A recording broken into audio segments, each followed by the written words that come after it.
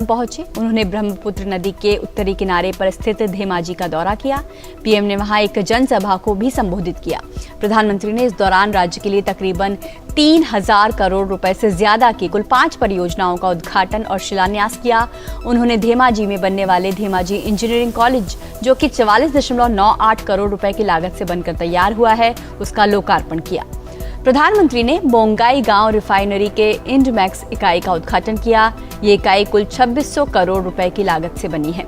इस इकाई के बनने से एलपीजी बॉटलिंग की क्षमता बढ़ेगी, जिसका फायदा असम सहित उत्तर पूर्व को मिलेगा। इसके अलावा उन्होंने मधुबन, डिब्रूगढ़ और हेबेटा गांव, तिनसुकिया में अन्य पेट्रोलियम परियोजनाओं का उद्घाटन किया। प्रधानमंत्री ने कहा कि मौजूदा केंद्र सरकार ने किसानों और वंचितों के समावेशी विकास का हमेशा न केवल ख्याल रखा है, बल्कि उस दिशा में काम भी कर रही है। प्रधानमंत्री ने बताया कि कैसे पिछले 6 सालों में खेत के लिए बीज, खाद से लेकर बाजार तक के क्षेत्र में काम किया गया है। किसानों को सम्मान निधि से लेकर उनकी पेंशन तक के लिए योजनाएं चलाई गई हैं। उन्होंने ये भी बताया कि कृषि सुधार भी किसानों की उपज को उचित मूल्य दिलाने की दिशा में उठाया गया जरूरी कदम है। और इस विकास का एक बड़ा आधार है असम का इंफ्रास्ट्रक्चर। साथियों, नॉर्थ बैंक में भरपूर सामर्थ्य होने के बावजूद पहले की सरकारों ने इस क्षेत्र के साथ सौतेला व्यवहार किया। यहां की कनेक्टिविटी हो, अस्पताल हो, शिक्षा के संस्थान हो, उद्योग हो, पहले की सरकारों की प्राथमिकता में नजर ही नहीं आ रहे थे। सबका साथ, सबका विश्वास, सबका विकास, इस मंत्र पर काम कर रही हमारी सरकार ने, सर्बानंद जी की सरकार ने इस भेदभाव को दूर किया है। जिस बोगीबील ब्रिज का इस क्षेत्र को बरसों से इंतजार था, उसका काम हमारी ही सरकार ने तेजी से पूरा करवाया। नॉर्थ बैंक में ब्रॉडगेज रेलवे लाइन हमारी ही सरकार के आने के बाद पहुंच पाई। ब्रह्मपुत्र पर दूसरा कलिया भूमरा ब्रिज यहां की कनेक्टिविटी को और ज्यादा बढ़ा देगा। इसे भी तेजी से पूरा किया जा रहा है। नॉर्थ बैंक में 4 लेन के नेशनल हाईवे का काम भी तेजी से चल रहा है। पिछले हफ्ते ही महाबाहु ब्रह्मपुत्र से यहां जलमार्ग कनेक्टिविटी को लेकर नए कार्यों की शुरुआत हुई है।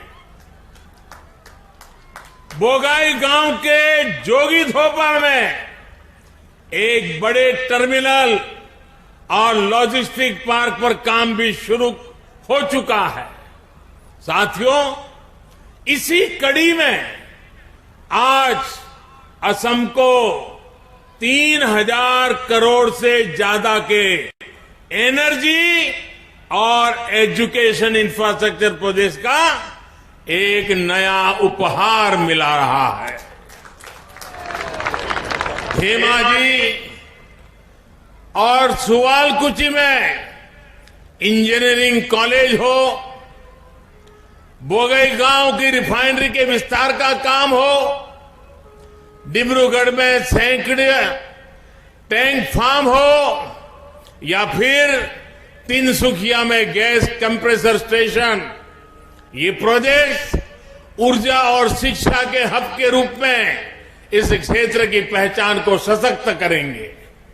प्रधानमंत्री ने कहा कि देश के उत्तर पूर्व में कई क्षेत्रों में भरपूर सामर्थ्य मौजूद था, लेकिन पूर्ववर्ती सरकारों ने इलाके के विकास को लेकर सौतेला व्यवहार अपनाया।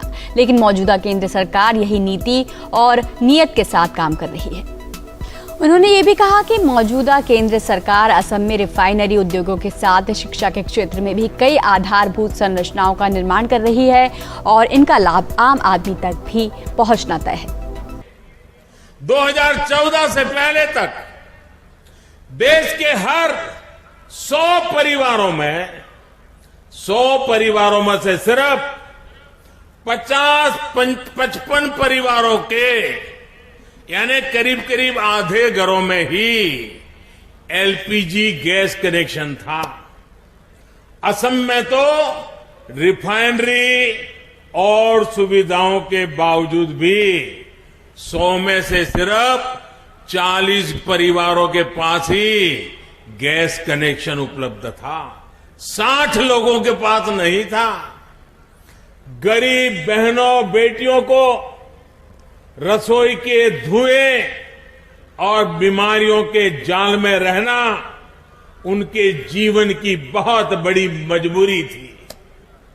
हमने उज्ज्वला योजना के माध्यम से इस स्थिति को बदल दिया है।